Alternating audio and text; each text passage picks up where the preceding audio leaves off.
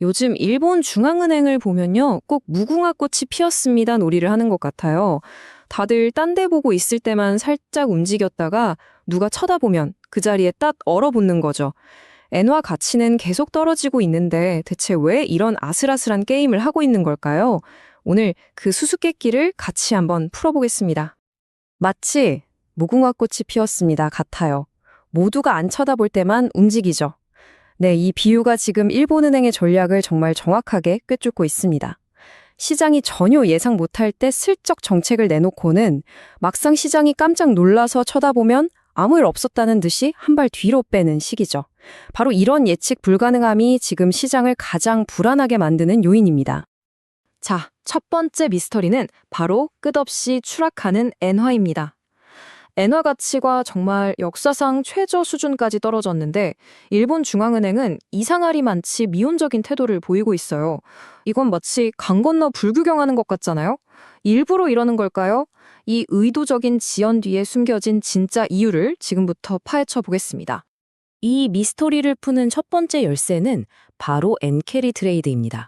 이게 바로 엔화 약세를 부추기는 거대한 엔진 역할을 하고 있는 건데요.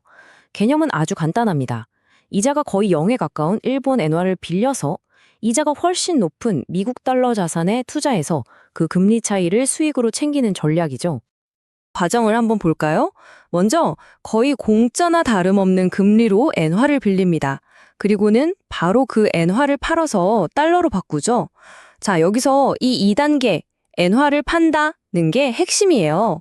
전 세계의 수많은 투자자들이 이 거래를 계속 반복하니까 시장에는 어마어마한 엔화 매도 압력이 쌓이게 되는 거고요. 이게 바로 엔화 가치를 계속해서 끌어내리는 악순환의 고리인 셈입니다. 아니, 그럼 일본은행은 왜 이렇게 위험한 줄타기를 계속하고 있는 걸까요?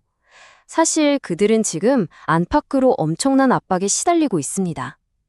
한쪽에서는 미국이 압박하고 다른 한쪽에서는 일본 내부의 정치적 압력이 거세지고 이 두 힘이 서로 부딪히면서 일본은행을 옴짝달싹 못하게 만들고 있는 거죠.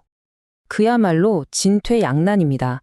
밖에서는 미국이 엔화가 너무 약해서 금융시장이 불안하다며 계속 경고를 보내오고 있고요. 안에서는 치솟는 물가 때문에 국민들 원성이 자자해서 총리 지지율이 바닥을 치고 있습니다. 심지어 차기 총리 후보들은 너나 할 것 없이 물가 안정을 제1공약으로 내세울 정도예요. 금리를 올려서 엔화 가치를 지키자니 국내 경기가 무너질까 봐 걱정되고 그냥 이대로 두자니 국내외에서 쏟아지는 비난을 감당할 수가 없는 상황입니다. 자, 이렇게 엄청난 압박 속에서 일본은행이 선택한 전략은 과연 무엇일까요? 바로 그들만의 독특한 줄타기 전술, 즉 무궁화 꽃이 피었습니다 전략이 실제로 어떻게 작동하는지 한번 살펴보겠습니다. 이 타임라인을 보시면 일관된 패턴이 보일 겁니다. 3월에 무려 17년 만에 마이너스 금리를 끝내는 역사적인 조치를 취합니다. 당연히 시장이 긴장하겠죠. 그러자마자 우에다 총재가 나서서 시장에 미치는 영향은 제한적일 것이라며 시장을 안심시킵니다.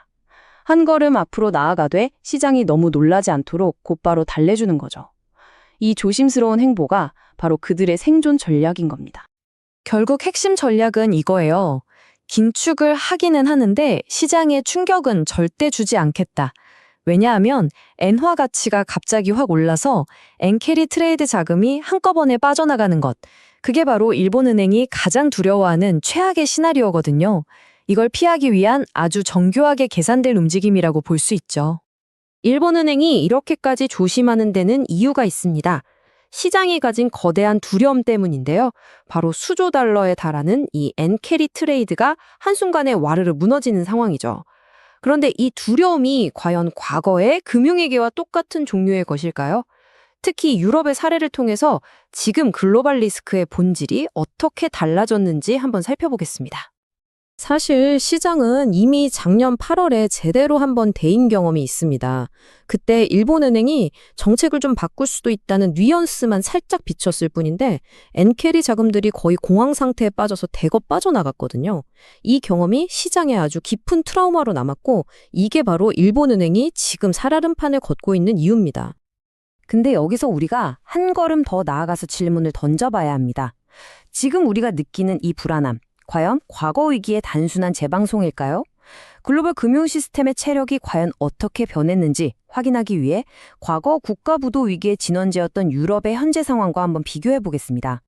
자, 두 시기를 비교해 보면 그 차이가 정말 극명하게 드러납니다.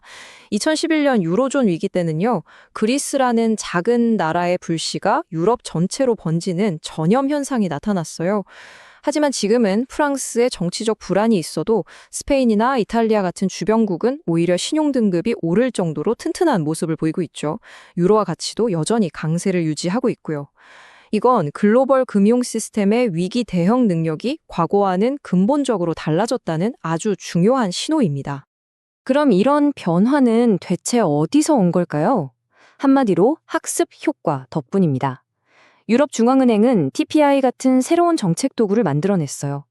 이게 뭐냐면 특정 국가의 채권 금리가 위험 수준으로 치솟을 때 중앙은행이 직접 그 나라 채권을 사들여서 위기가 다른 나라로 번지는 걸 막는 일종의 방화벽 같은 역할을 하는 겁니다.